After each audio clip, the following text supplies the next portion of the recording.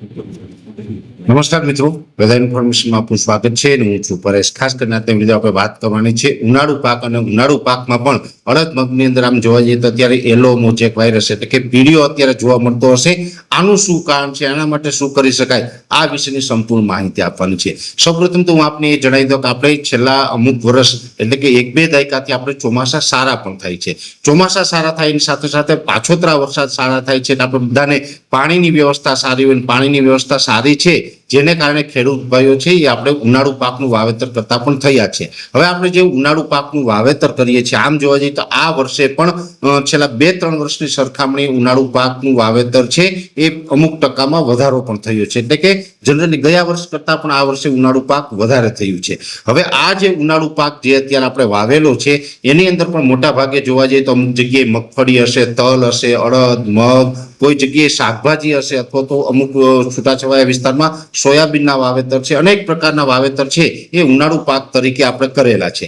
જેમાં ખાસ કરીને જોવા જઈએ તો આપણે જ્યારે પણ ઉનાળુ પાકનું વાવેતર થતું હતું ત્યારે પણ આપણે બધાને અપીલ કરતા હતા કે એવા બિયારણો પસંદ કરવા કે જેમાં યલો મોઝેક વાયરસ સામે પ્રતિકારક શક્તિ હોય. હવે અત્યારે પરિસ્થિતિ એ થઈ છે કે અત્યારે લગભગ મોટા ભાગના વિસ્તારોની અંદર યલો મોઝેક વાયરસનો પ્રશ્ન ઉદ્ભવ્યો છે. અત્યારે તમને જોતા હશે કે જે તમે અત્યારે ઉનાળુ પાક તરીકે મગનું વાવેતર કર્યું હશે તો એ મગ છે એ પીળા પડતા હશે, જેને કહેવામાં આમ તો આપણે ખેડૂતની ભાષામાં આપણે પીળીઓ કહીએ પણ એને કહેવામાં આવે છે યલો મોઝેક વાયરસ. અને આ યલો મોઝેક વાયરસ છે એને હવે આવી ગયા પછી આપણે કોઈ જ દવાથી કંટ્રોલ કરી શકતા નથી, એનું કોઈ નિયંત્રણ નથી, કેમ કે એક પ્રકારનો આ વાયરસ છે. ખાસ કરીને હવામાનને કારણે આમાં વધારે આ વાયરસ લાગતો હોય છે. સામાન્ય રીતે જોવા જઈએ તો જે પણ બિયારણ હોય જો એની અંદર રોગ પ્રતિકારક શક્તિ સારી હોય તો એ કેસની અંદર આમાં યલો મોઝેક વાયરસમાં આપણે રાહત મળે છે. પણ આપણે ગમે એ બિયારણ વાવ્યું હોય અત્યારે યલો મોઝેક વાયરસ આવી ગયો હોય તો હવે અત્યારે આપણે કશું કરી શકવાના નથી. હા, એક ચોક્કસથી છે કે જેટલું તાપમાન ડાઉન આવશે તો યલો મોઝેક વાયરસમાં આપણે અમુક ટકા રાહત મળશે.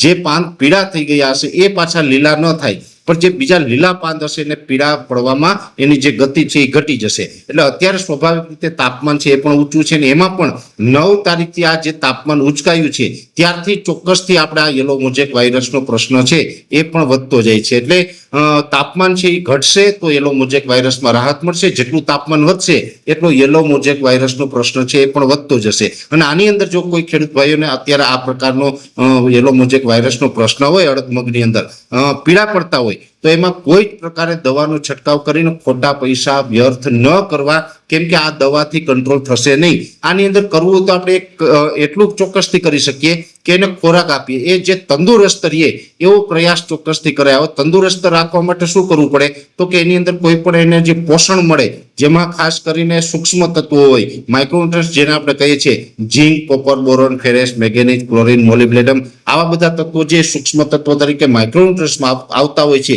એ ચોક્કસથી આપી શકાય. એ આપણે આપીએ એટલે એની ઇમ્યુનિટી પાવર વધે છે, એટલે કે એની રોગ પ્રતિકારક શક્તિ વધે છે. પણ માઇક્રોન્યુટ્રન્ટ્સ આપવાથી પણ યલો મોઝેક વાયરસમાં સંપૂર્ણ નિયંત્રણ નથી થવાનું, પણ જે આગળ વધતો હોય એમાં થોડો ઘણો પણ આપણે ફાયદો થાય, રાહત મળે, બાકી આપણે એને અટકાવી શકાય નહીં. આ યલો મોઝેક વાયરસ છે એનું કોઈ નિયંત્રણ નથી.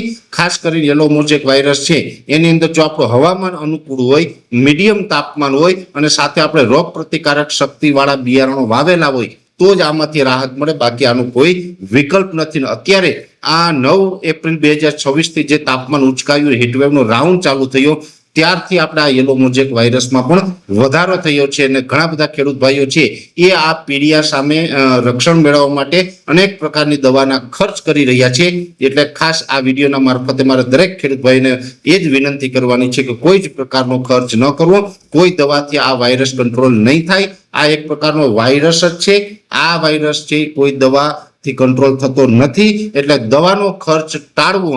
અત્યારે આપણે જે હવામાન છે, જે કુદરતી હવામાન એને મળશે એના ઉપર જે કંઈ ફેરફારો થવાના હશે એ જ ફેરફારો થશે, જેની દરેક મિત્રોએ નોંધ લેવાની છે. પણ આપણે યાદ એ રાખવાનું છે કે બીજી વખત ચોમાસામાં અથવા તો પાછા ફરી આવતા વર્ષે ઉનાળામાં જ્યારે પણ પાછા આપણે અડદ કે મગ વાવવાના થાય ત્યારે આપણે રોગ પ્રતિકારક શક્તિ સારી હોય એવા બિયારણોનો આપણે ઉપયોગ કરવો, એવા બિયારણો પસંદ કરવા, જેથી કરીને આ વર્ષે સમસ્યા થઈ એવી સમસ્યા આવતા વર્ષે ન થાય. એટલે ખાસ કરીને યલો મોઝેક વાયરસ વિશેની ખૂબ અગત્યની માહિતી હતી દરેક ખેડૂત ભાઈઓને આપવાનો પ્રયત્ન કર્યો છે. વિશેષ માહિતી છે એ નેક્સ્ટ વિડીયોમાં આપવામાં આવશે. અત્યારે આ વિડીયોની અંદર એટલું જ. અંતમાં દરેક મિત્રોને વિનંતી રહેશે વિડીયો લાઈક આપીને દરેક ગ્રુપમાં શેર કરવો. જો તમે અમને યુટ્યુબ ઉપર જોઈ રહ્યા હોય તો ચેનલને સબસ્ક્રાઇબ કરવી અને ફેસબુક પેજ તથા ઇન્સ્ટાગ્રામ આઈડીને ફોલો કરજો.